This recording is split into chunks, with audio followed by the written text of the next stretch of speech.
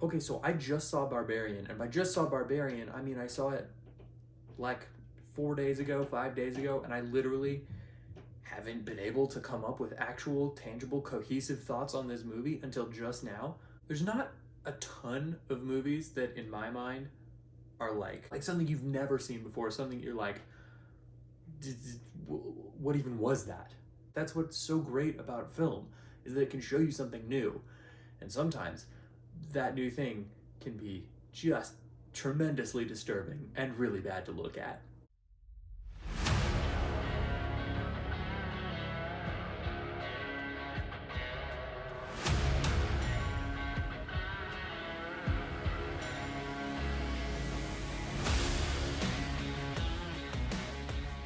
It's mid-September, fall is in the air, that means it's starting to cool down, it's starting to get creepier, not like in a bad way. It's Halloween time. So for me, that means scary movies. You know, when you go to a movie and you go, okay, I get it. It was this meets this. Sure, yeah, whatever. There isn't one of those. The niche that this movie fits is disturbing and surprising and oddly darkly comedic. I think it fits really well in like a black comedy, like really, really dark, pitch black comedy of just like, I feel bad for laughing at some of the things that happen in this movie. There's not a ton you can say without spoiling, so I won't really dig into the spoilers other than just to say you have no idea what this movie is. If you saw a trailer, you think you do, and it knows that you think you do, and then it goes hard off the rails. I'm so glad I didn't know what was going on, what it was, before going into it, because it takes a lot of turns. For me, where this movie shines is in its craziness, in the things that you just really don't expect. Like, this movie ended, the credits, which, by the way, again, without spoiling anything, the timing of the credits is spectacular. So I expected, Barbarian, and then the title card, and then you go through the story. Well, we see a lot of stuff happen. Like, she comes up to the house, she walks in, she tries to find the key, she meets this guy, he invites her in. There's this beautiful shot of the side of the door and then her foot. And then she just takes that first step in, and then title card, Barbarian. And that is so killer to me. Like, it's little things like that, just the details of this movie, the way it's crafted. Everything that happens in this movie, if you described it to me, I would go, yeah, that could go really well, or that could be terrible.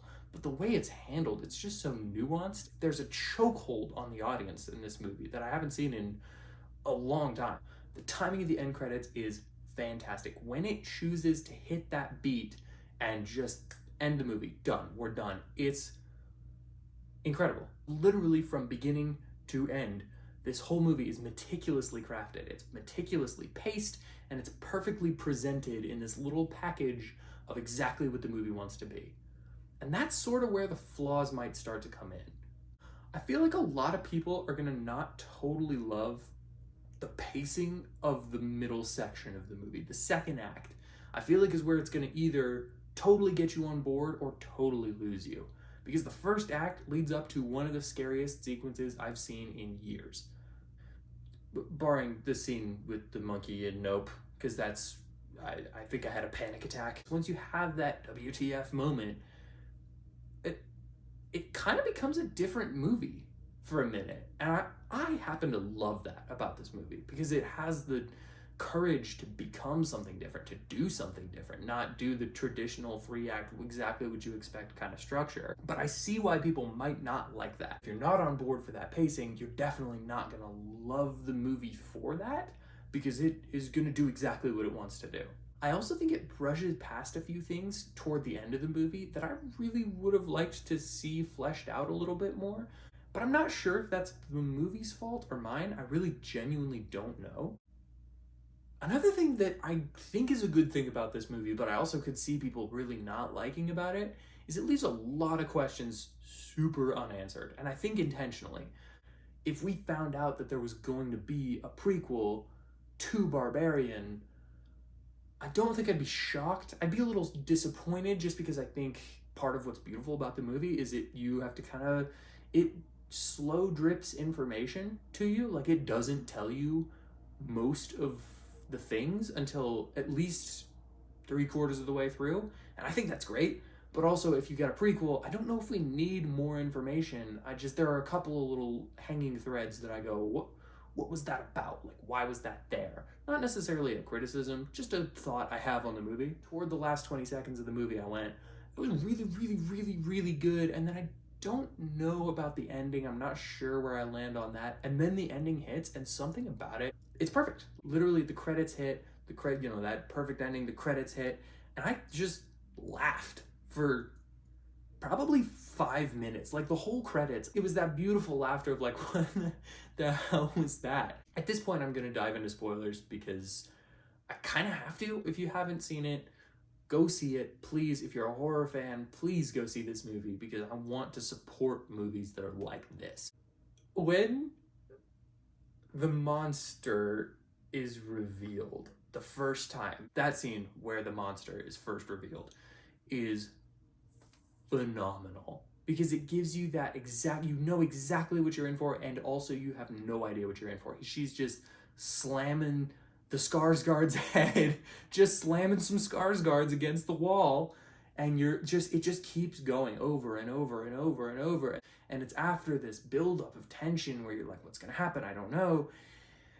And then we just cut to Justin Long driving through like the California coast, just living life, singing his songs. And it's this beautiful moment of like, this movie could be anything. There's a geography of this house. Like, you get the geography of the Airbnb, you know, where her room is, where the couch is, and because at first you think he's going to be evil, right? The Skarsgård. So you get the geography of exactly where they are, and they have that great scene at night. And I think that's brilliant. And then they open up, the house gets a little bigger. She goes into the basement, and you keep that geography. And then she goes into the hallway in the basement, and you keep that geography where that sketch-ass room is. And then you go into the tunnels, and even that, you get the stairs and down past the cages. Like, you have very clear scene geography. And then there's that bit with Justin Long where his light goes out, and then he gets put in the cage, and then he gets out, and then he runs, and then all of a sudden he's faced with this turn that we've never seen before, and we don't know exactly which way he ran. And I think that's brilliant. Like, to have the geography so clearly and meticulously laid out to the point where we have what I would argue is a hilarious scene of Justin Long measuring out just to reinforce, again, that locational geography of the scene, just to reinforce exactly where everything is in that. He measures it. We watch him measure it meticulously. Now, for him, it's to make more money. But we get that. And then all of a sudden, for us to have no idea what's going on, it's the second kind of hit of that feeling of like, I don't know what's going to happen now. Because you have that first one where you see the monster, and then we cut to Justin Long. And then you have that second one where Justin Long is in the house, he's in the tunnels, and then ends up finding the dad, the creepy guy. But in that moment, we're like, anything could be around any corner at this point, and I don't know what it's gonna be. But I love the idea that this family has just been living under the house and can come up at any time, right? Because that door is closed, right? At the beginning, the real creepy hidden door, it's all closed, and you think, okay, I assume that whatever's been under there hasn't been able to get out. I figure that's probably true, because if it wasn't true, they're crazy, they're monsters, they would have torn everything to shreds. It's so much scarier that they absolutely could and absolutely did get out and walk around in that house way before we ever saw them. Whew. There's just something incredible about this movie, that it's so well crafted and the story is so brilliant and so interesting and so unique. I have nothing but good things to say about it, even if it's not a technically perfect movie. It doesn't pass over into that too messed up for me to even enjoy kind of territory, like a lot of Rob Zombie stuff. Like, it just lives in this beautiful little niche of creepy and messed up, and I kind of don't want to watch it again, but also I want to watch it 100 more times. That's exactly what I wanted this to be, and it's exactly what it is. This is a movie that deserves your money. This is just a movie that deserves your time. Thank you for clicking on this video. If you like my content, and if you like my weird, gross face, Click that subscribe button, hit the like button, leave a comment what movie you'd like me to review next, or don't. I am not your dad.